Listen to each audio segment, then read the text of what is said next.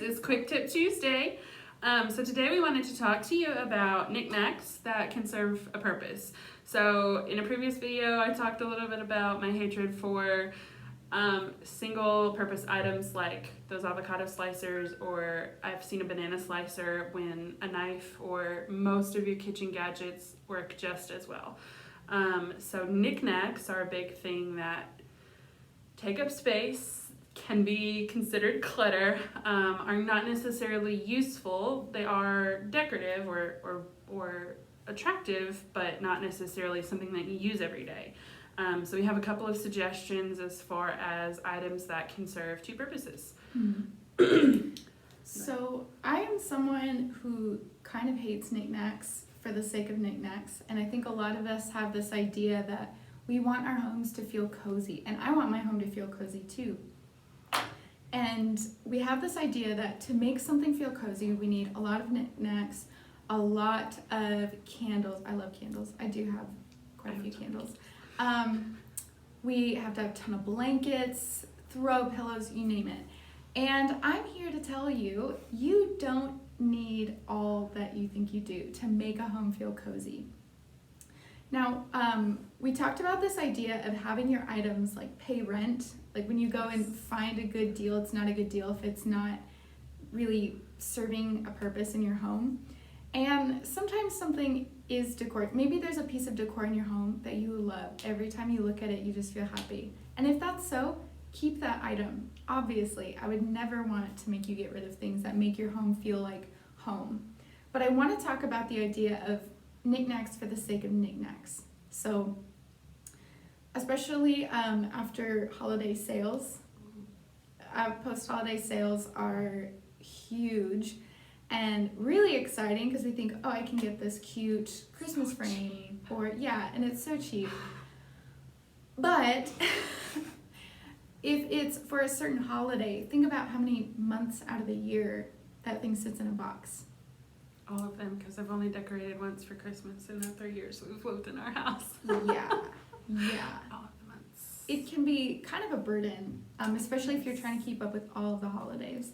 Mm-hmm. And your home can still look cute and still have decor, but not be so hard to maintain. Mm-hmm. So I came up with this idea that I hate dusting and deep cleaning. I love helping people declutter, but I hate cleaning. I despise it. And dusting especially, because I always feel kind of sick the day after I dust. Yes. And so I decided I was only going to keep the items that I wanted to dust. Like, I love them so much that I was willing to dust them regularly. And let me tell you, I got rid of now she's a minimalist. Yeah, now I'm a minimalist. But I got rid of all of the decor items that were there just for the sake of decor because, and I mentioned this a couple weeks ago, decor goes out of style so fast. Mm-hmm. And I kind of had this idea in my wardrobe and now in my home that I wanted my place to feel timeless. And I wanted our place to feel like me and my husband.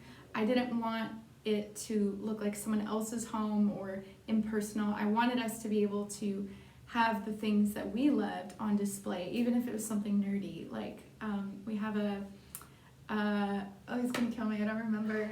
But we have a clock, and it's a video game clock. And I love it, though, because it makes him so happy. Brandon's gonna be mad. I know, he's gonna be mad. Maybe he won't watch this, though. I'll be like, don't watch week 3.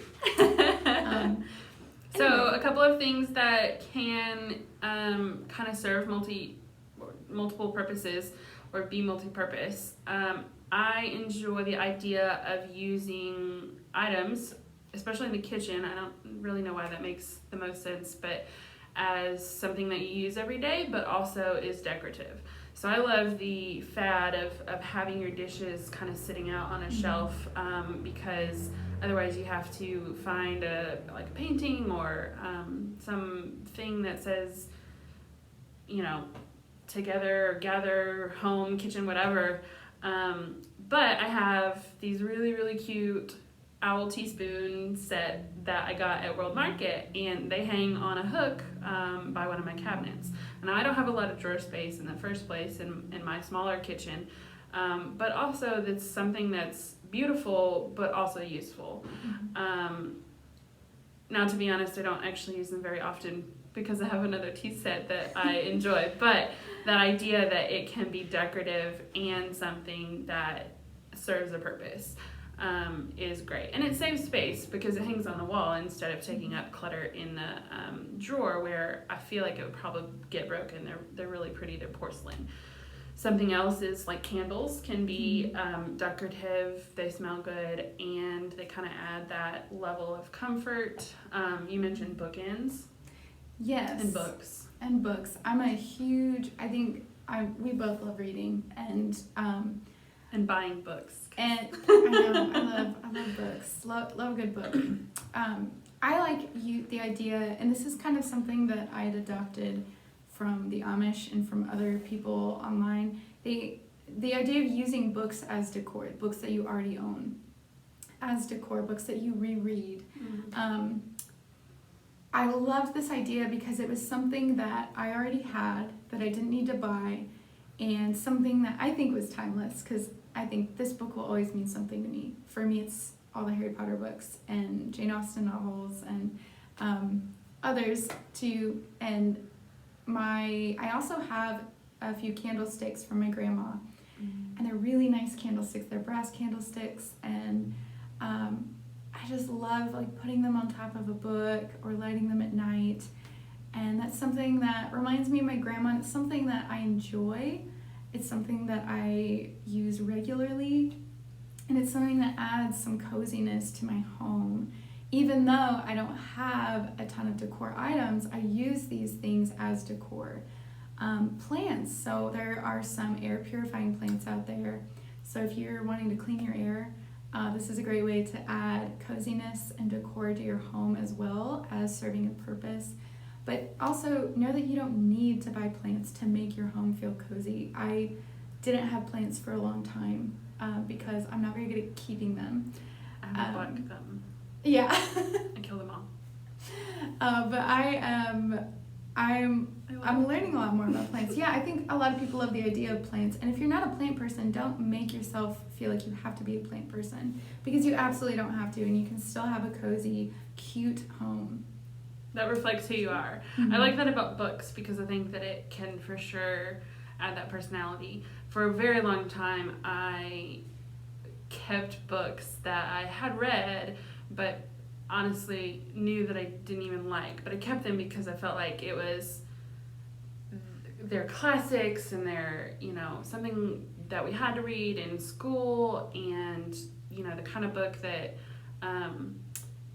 that every good book collection should have. But honestly, I'm never going to read it again. I only read it because I had to.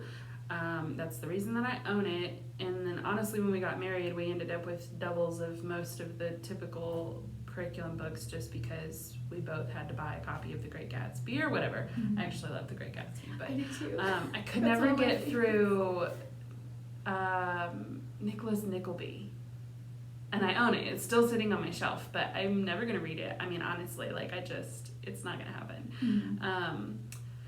So anyway, books can be something that shows your personality as long as you choose to apply the same rules to books as you do to everything else when it comes to decluttering and curating your home, which is that it is actually something that you enjoy. And that you're going to reread. Yes, and not just like this book that you feel like you should own because it's a classic.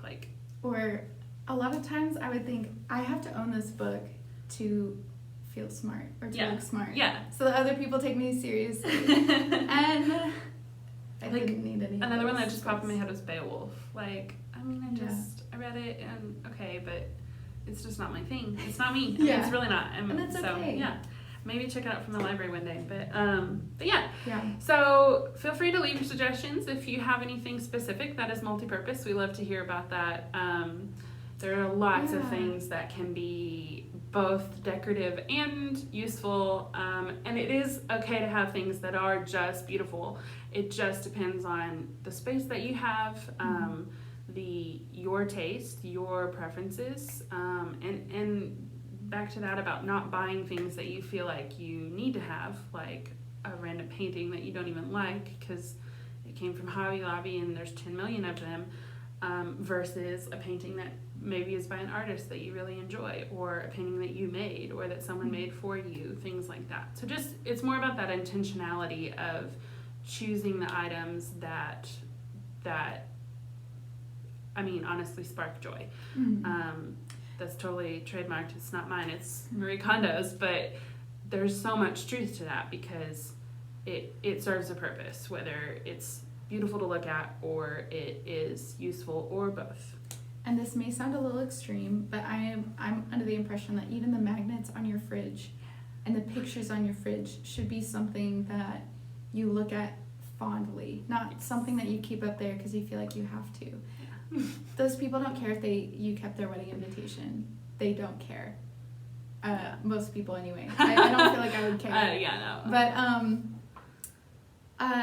so I have a magnet that my grandparents-in-law, Brandon's grandparents, got for us when they went to Antarctica, and I love that magnet because I'm like, how many people do I know that have been to Antarctica? And I kept this magnet that probably most people just look at and kind of laugh, but I love it because I just think it's such a cool thing that they did, and it reminds me that they're really adventurous. And so I'm under the impression that even the magnets on your fridge, the pictures on your fridge should be serving a purpose. You don't have to have your fridge be decked with pictures because everyone else does. Yeah. So. Okay, well, thanks for tuning in for another Quick Tip Tuesday. We'll see you next time. Bye. Bye.